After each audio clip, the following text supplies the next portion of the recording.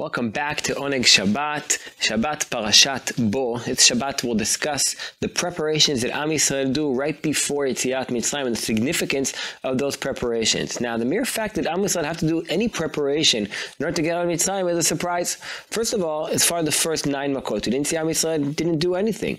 Some makot we saw, the Hashem said b'mfurash, be'ifla Hashem, in Makat Arov, and in Makat Dever, we saw that Am Yisrael were automatically not part of it, and we assume it's like that in the rest of the makot as well. But Am Yisrael never needed to do anything to not take part of the makot.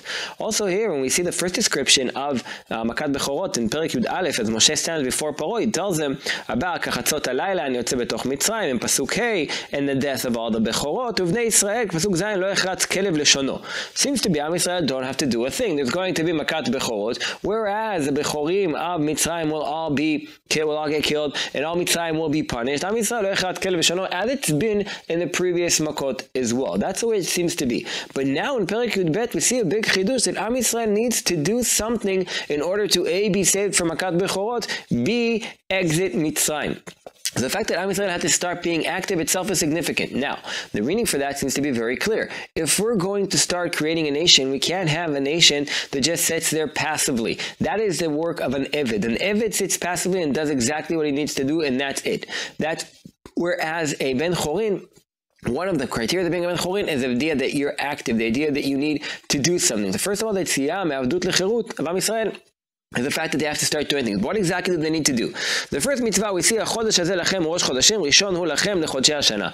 What is the significance of this being the first mitzvah? So first of all, on a practical level, we'll learn in just a moment that we need to do a korban be'arba'asar yom lachodesh. So if that's on the 14th, what's the first day of the month? That's what Hashem says, Chodesh hazeh lachem, start counting from now. But obviously there's a deeper meaning here as well. So the Sforno, Rabbi Sforno, an Italian commentator from the Middle Ages, claims that this is the first mitzvah because now Am Yisrael have control of their time, which means that up until now, Am Yisrael couldn't decide what to do with their time. They were avadim. They did exactly as they were told. But here, for the first time, Am Yisrael take charge of their time. And that's why the first mitzvah, the Chodesh hazeh lachem rosh chodashim, you are now in charge of your schedule. You are now in charge of doing what it is to do with the different times. Soloveitchik in the Sacher al Cherutenu expands on this idea, and he shows that according to halacha, an Eved is patum mitzvah taseh she'azman grama. The idea is that an Eved can't control his time. If he can't control his time, he can't sanctify the time. He can't make it kadosh.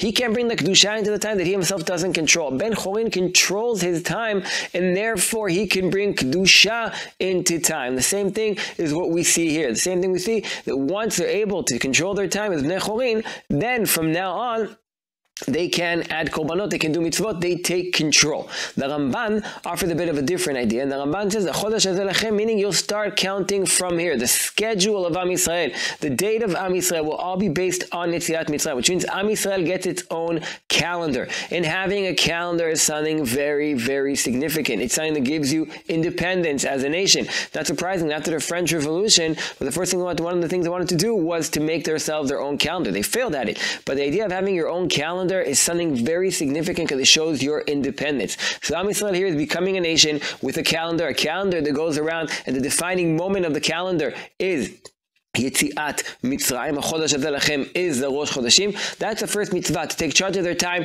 to take charge of their calendar.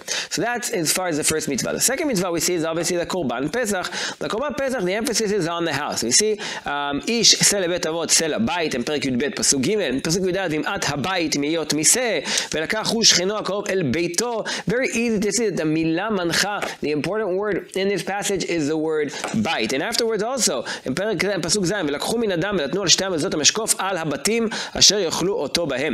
order to be saved, they have to take the blood and they have to put it on the mashkof and on the mezuzot. What is the significance of this idea? What's the significance of the bite, and why is it significant to pour the blood on it? So from Dinei Korbanot, we know that usually you throw blood on the Mizbeach. Part of having a Mizbeach is Rikat Hadam. So here, what's the Mizbeach in Korban Pesach? The answer is the bite. The bite is the fundamental piece of the Geula, the Zevach of the Mishpacha, the Zevach of the family getting together inside the house. That's the important part of the Geula. Am Yisrael is becoming a nation. Am Yisrael started the family and is becoming a nation. But in order for a nation, to be a strong nation, we need to have strong families. We need to have a strong bite. And therefore, by pouring the blood on the walls and the mezuzot and the mashkof, Am Yisrael turn their house into a mizbeach. And that is what enables them to be saved from makat bechorot. That's what enables them to become a nation and to leave Mitzrayim.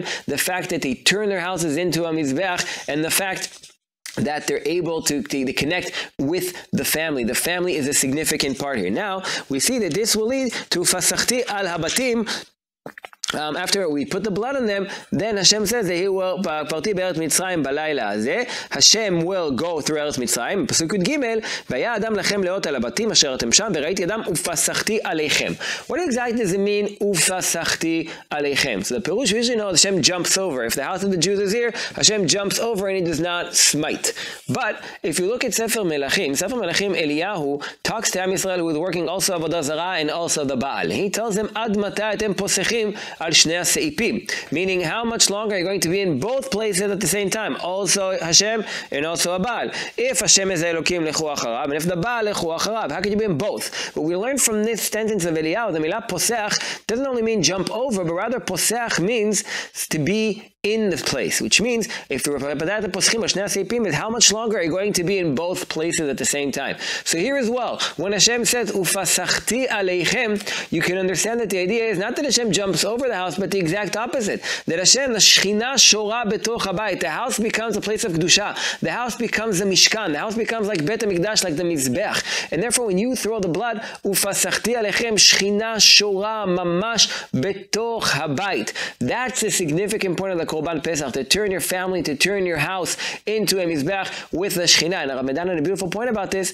that it's just like we know that in certain scenarios, according to halakha, not berotzeach v'mezid, but in different kinds of scenarios, running to Bet HaMikdash could save someone's life. Meaning someone who was sentenced to death in a certain scenario, mored b'malchut or something like that, according to the Rambam, if he runs to the mizbeach, then that's what saves him. Coming to connect to Hashem, that is what saves him. The same thing happens here. Am Yisrael ne'echazim bekarnot ha-mizbeach. But which mizbeach? The mizbeach of their house. These are the preparations that Am Yisrael goes through in order to be saved from makat bechorot. The first preparation, taking control of their time. The second preparation, turning their house, turning their family into a mizbeach, turning their house into a place of hashra'at shechina. And when Am Yisrael becomes a nation, they control their time. When Am Yisrael becomes a nation, it's a nation that goes around Yetziat Mitzraim, it goes around Hashra'at Shechina. That's what our schedule, that's what our timetable, that's what our calendar is based upon. It goes through Yetziat Mitzraim, and when Yetziat Mitzraim, the Hashra'at Shechina,